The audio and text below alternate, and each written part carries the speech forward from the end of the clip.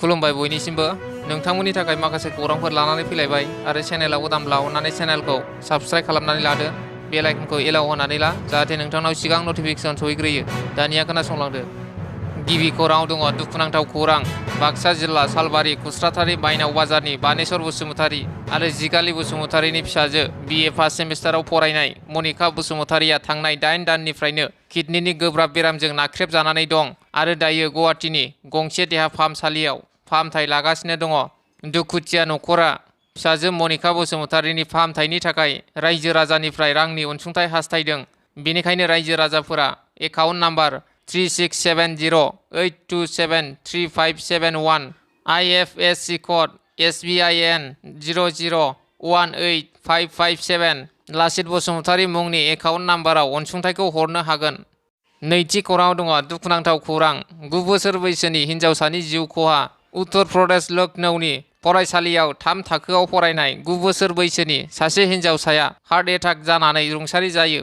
बे फरायसाया गेलेबाय थानाय समाव हुस गैयै जानानै गोग्लैनायाव गोख्रैनो देहा फाहामसालियाव लांनाय जादोंमोनब्लाबो नाथाय डक्टरा फरायसाखौ थैबाय होननानै फोसावो। थामथि खौराङाव दङ खारबाय थानाय ट्रेनाव आइजोखौ सोरबा सिनाय मोनै दुथांफोरा गाग्लोबदों। सिफुं एक्सप्रेस ट्रेनाव थांनाय 11 सेप्तेम्बर खालि फुङाव आइजोखौ गाग्लोबनाय जाथाया जादोंमोन। आइजोआ सोनाब बेंगलनि आरो आलिपुरदुवारनि फुन्दिमारिनि थागिबि बिश्वदेब दासनि फिसाजो 28 बोसोर बैसोनि फुजा दास होनना सिनायथिनो हादों। खारबाय थानाय ट्रेनाव सिनाय मोनै दुथांफोरा लाइमोन आइजोखौ गाग्लोबनायनि जाउनाव लाइमोन आइजोआ गाज्रियै जोखोम जायो। आइजोआ ट्रेननि इउरेनेलाव थाखोमानानैसो खुनुरुखुम गावनि जिउखौ रैखा खालामनो हादों।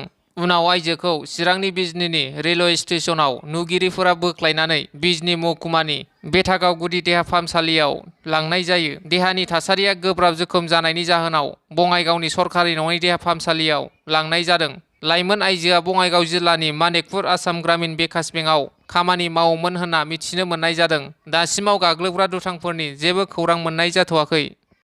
ब्रैथि खौराङाव दङ सिम्बोरगावआव BPFनि सोद्रोमाफोरनि गोख्रों फिनजाथाय थांनाय सानखालि क'क्राझार जिल्लानि सिम्बोरगाव हाथाइसालियाव जालांनाय UPPL दोलोनि जयनिं हाबाफारिनि सायाव BPFनि मददगिरिफोरा गोख्रों फिनजाथाय होदों। गावसिनि गनायथि लायालासे UPPL दोलोआव जयेन जानायनि मुं गाबज्रिनायनि अजद होदों। BPFनि सोद्रोमाफोरा क'क्राझार जिल्लानि देबोरगाव बियाबनि सिङाव थानाय सिम्बोरगाव हाथाइसालियाव थांनाय सानखालि UPPL दोलोनि मोनसे जयनिं हाबाफारि जानानै थांदों। बे जयनिं हाबाफारियाव BPF दोलोनिफ्राय सा 190 सोद्रोमाफोरा UPPL दोलोआव जयेन जानायनि खौरां बिजोङाव फोसावदों।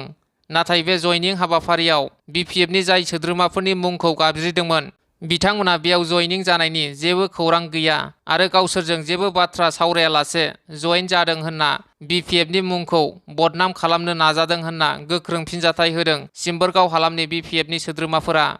बाथि खौराङाव दङ बिश्वनाथ जिल्ला एबसुनिफ्राय मिसिं अट'नमास काउन्सिल समस्ति डेलिमिटेसन ड्राफ्टआव थिसनजानाय बर' गामिफोरखौ बोखारफिननो थाखाय जिल्ला बेंगिरिनिसिम गहपुर महकुमा बेंगिरिनि गेजेरजों गोसोखां बिलाइ गथायदों।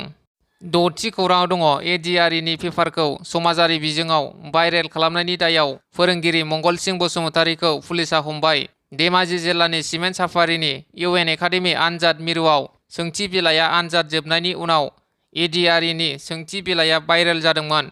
सोंथि बिलाइ भाइरेल जाखांनायनि उनाव सिमेन्ट साफारि पुलिसआ मंगलसिं बसुमतारीखौ हमनानै सोंनाय फिननाया सोलिगासिनो। मिथिनो मोननाय बादिब्ला फोरोंगिरि मंगलसिं बसुमतारीया फट'ग्राफार महरै आनजाद मिरुआव सेबाजों थिसनजादोंमोन।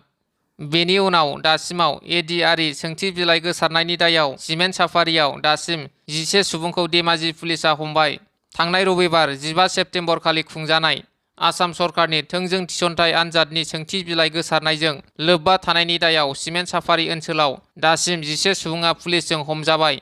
आसाम सरकारा बे थोंजों साख्रिनि थिसनथाइ आनजादाव दायनिगिरि खामानि मावोब्ला 10 कौटि जुरिमाना आरो 10 बोसोरसिम जोबथेसालिनि गोख्रों साजा फोसावदोंमोन।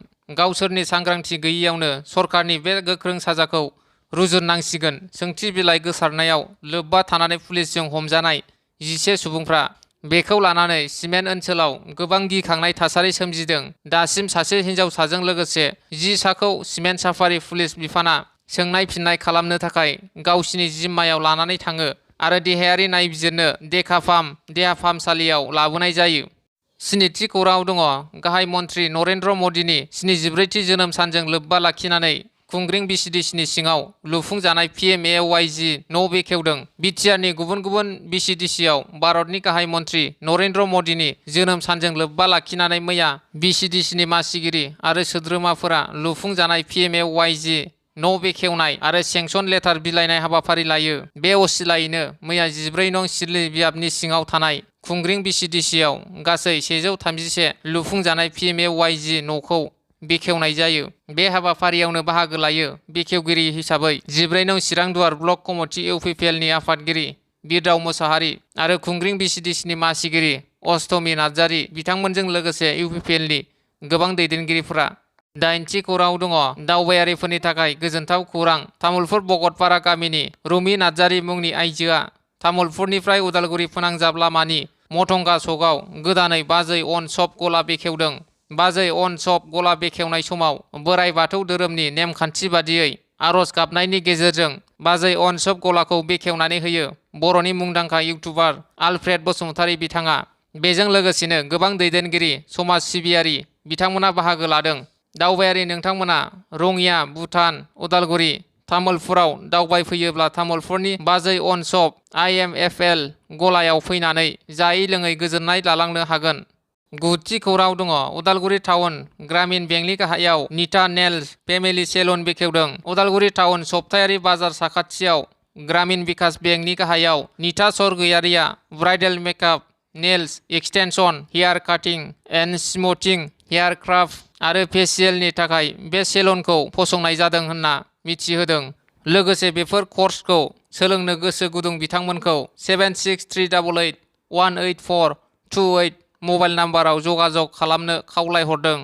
10थि खौराङाव दङ बेंटल गोजौसिन गेजेरारि फरायसालियाव उफ्रा थाखो खथा लुफुंनो अन्थाइ खाम्फा बेखेवदों। EM रनजित बसुमतारीया गुबुन गुबुन सरकारि फरायसालि फरायसालिमाफोराव गोबां फरायसा बांनायनि जाउनाव फरायसालिफोरनि थाखो खथा एबा इनफ्रास्ट्राक्चारफोरा थोआ लोमा जानायखौ नुनो मोननाय जादों। लोगोसे बे एखे जेंनायावनो गोग्लैदों चिरां जिल्लानि बेंटल गोजौसिन गेजेरारि फरायसालिया।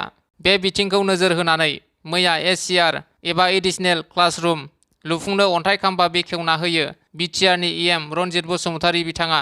लोगोसे बे बिथांखिखौ सरकारा मावफुंनो थांखि लानायखौ गोरायुं नबिन बसुमतारी बिथाङा गोजोननाय फोरमायदों।